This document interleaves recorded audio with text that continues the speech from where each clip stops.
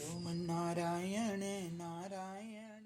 बोलो कृष्ण बलदेव की जय। बोलो बांके बिहारी लाल की जय। श्रीमद् भागवत महापुराण सुख सागर चौथा स्कंध 21वां अध्याय। महाराज पृथु का धार्मिक उपदेश। मैत्रेय जी कहते हैं, हे विदुर जी, जब महाराज पृथु यज्ञ स्थल से नगर में आए तो पूर्ववासियों ने बड़ा उत्सव किया। राजभवन में उनके प्रति ऋत्विजों के पाठ और बंदीजनों की स्तुति तथा दान मान सम्मान की एक अपूर्व शोभा छा गई। अनेक देशों के आए हुए राजाओं और राजप्रतिनिधियों ने उनकी पूजा कर बड़े बड़े भेंट दिए। यशस्वी पृथु ने भी उन सबका यथोचित सम्मान किया। पृथु के सभी कर्म उत्तम और प्रशंसनीय थे। सबसे महत्व की बात उनमें यह थी कि अहंकार का लेश मात्र भी न था। बड़े श्रेष्ठता से उन्होंने पृथ्वी का पालन किया और अंत में मुक्त हुए। सूत जी कहते हैं कि हे शौनक, जब मैत्रेय जी ने इसी प्रकार उन आदि राजा महाराज पृथु का निर्मल चरित्र वर्णन किया तो उसे सुनकर परम भक्त विदुर जी ने मैत्रेय जी से कहा, हे ऋषि, सत्य है, महाराज पृथु में श्री विष्णु जी का तेज विद्यमान था, तभी तो वे अपनी विशाल भुजाओं से सर्वप्रथम पृथ्वी दोहन का सा कार्य कर सृष्टि के परम सहायक हुए। यह उन्हीं की देन है जो आज ये समस्त राजा और लोकपाल आदि इच्छानुसार अपनी जीविका भोग रहे हैं। यह उन्हीं आदि महापुरुष के पराक्रम का फल है। अतः मैं आपसे प्रार्थना करता हूँ कि उन बुद्धिमान पुरुष की निष्कलंक कीर्ति को मुझे कुछ और सुनाइए।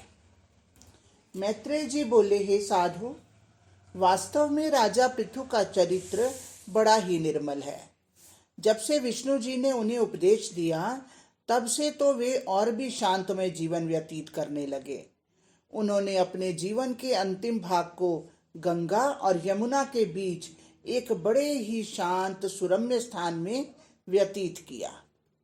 वहां रहकर वे सभी कर्मों से रहित हो योगाभ्यास करते और यहाँ राज्य में उनकी सब आज्ञाएं पालन की जाती। सातों द्वीपों में उनका एक ही कर लगता और वे ब्राह्मणों और भक्तों पर कर नहीं लगाते। वहां भी उन्होंने एक विशाल यज्ञ किया जिसमें उनकी चंद्रमा के समान अपूर्व शोभा हुई। इस अवसर पर उन्होंने एक बड़ा मार्मिक भाषण दिया। उन्होंने कहा, उपस्थित सज्जनों, सर्वप्रथम आप सबको मेरा धन्यवाद है, क्योंकि आप लोग धार्मिक कथाओं के प्रेमी हैं।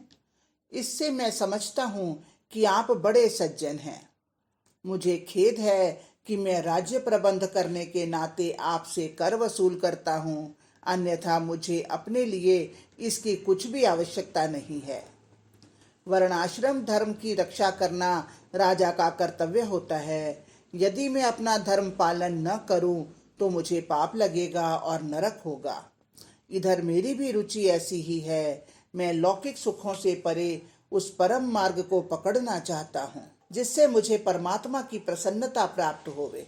और यही आशा आप लोगों से भी करता हूँ कि आप अपने कर्मों को ईर्ष्या रहित होकर करें और अंत में उसे कृष्णार्पण मत कर दें, क्योंकि निष्काम कर्म में बड़ी शक्ति है।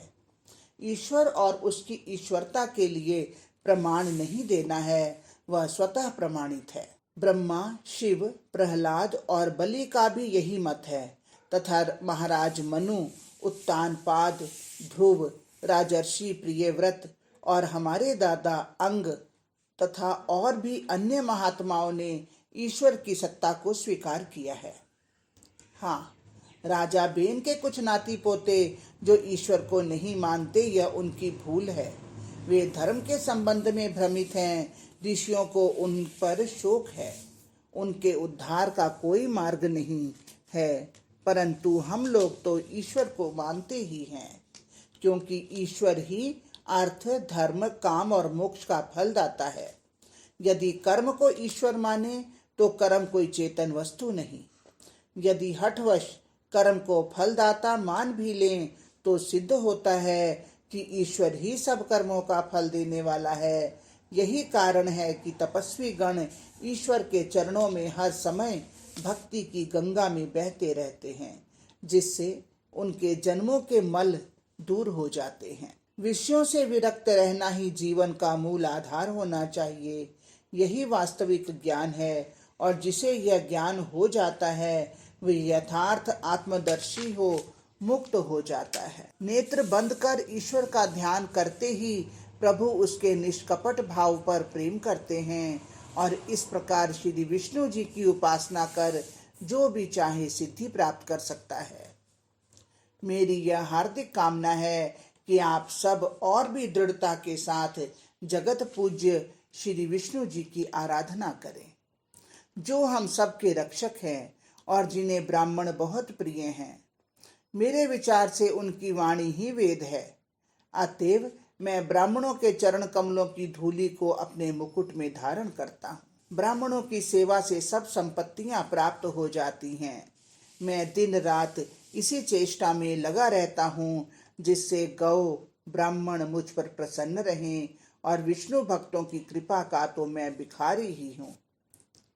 मैत्रेय जी कहते हैं, हे विदुर, जब राजा पृथु ने ऐसा कहा तब सभा में उपस्थित पितर, देवता, ब्राह्मण तथा अनेक सज्जनों ने राजा से कहा, बहुत अच्छा, बहुत अच्छा, हमको आपका यह मत स्वीकार है। हे पवित्र यश वाले हमारे राजा, आपकी परम धार्मिकता ने हम सबको धार्मिक बनाया है। हम सब जन आपके सेवक हैं और आपकी इस शिक्षा को ग्रहण करते हैं। हरि ओम तत्सत, हरि ओम तत्सत।